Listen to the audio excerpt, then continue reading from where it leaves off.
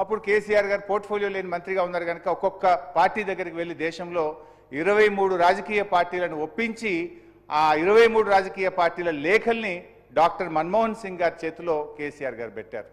ప్రణబ్ ముఖర్జీ గారి కమిటీకి కూడా ఆ లేఖలు అందజేసినటువంటి విషయాన్ని కూడా నేను గుర్తు చేస్తున్నాను. ఒక సందర్భంలో ఇంకా 2 సంవత్సరాలు దాటింది, నిర్ణయం ముందుకు పోతలేదు అని చెప్పి కేసీఆర్ గారు ప్రధానమంత్రి దగ్గర టైం తీసుకొని అప్పటి మన టీఎన్జీఓ నాయకులు స్వామి గౌడ్ గారు, దేవి ప్రసాద్ గారు, విఠల్ గారు, జయశంకర్ గారు ఇలా అందరితో కూడా మన్మోహన్ సింగ్ గారి దగ్గరికి వెళ్ళి తెలంగాణ రాష్ట్ర ఏర్పాటు ప్రక్రియను వేగవంతం చేయండి అని చెప్పిన సందర్భాలు కూడా ఉన్నాయి అధ్యక్ష. సో అట్లా మన్మోహన్ సింగ్ గారి కేబినెట్లో దాదాపు 2 సంవత్సరాల 4 నెలలు పనిచేసిన తర్వాత కేసీఆర్ గారు తెలంగాణ రాష్ట్ర ఏర్పాటు ప్రక్రియ ఆలస్యం అవుతుంటే రాజీనామా చేసి పదవిని వదులుకొని కూడా బయటకు వచ్చిన విషయం కూడా గుర్తు చేసుకుంటాను. సభకు సహకరించండి. నేను స్పీకర్ గారి మీద నేను స్వయాన కేసీఆర్ గారికి ఫోన్ చేసి సభకు రమ్మని నేను రిక్వెస్ట్ చేసిన. సరిగా ఆ అంశంలోకి పోతే మేము కూడా మాట్లాడాలి సార్. ఈ సభ ఏం గౌరవం ఇచ్చింది సార్?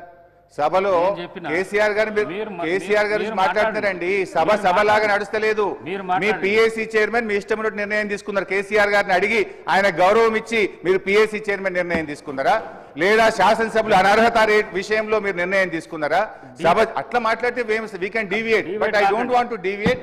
బట్ నేను హరీష్ రావు గారిని కోరుతా ఉన్నాను. ఇది ప్రధానంగా మాజీ ప్రధాని మన్మోహన్ సింగ్ గారి నివాళులు పలుకుతా ఉన్నాము. ఇది సీనియర్ లెజిస్లేటర్, నివాళులు పలుకుతా ఉన్నాం. సంతాపం తెలియాల్సిన ప్రధానమైన బాధ్యత. ఈ సందర్భంలో అవసరం లేని చర్చకు దారితీసే అధ్యక్ష, we will never be paying proper respects to the departed soul.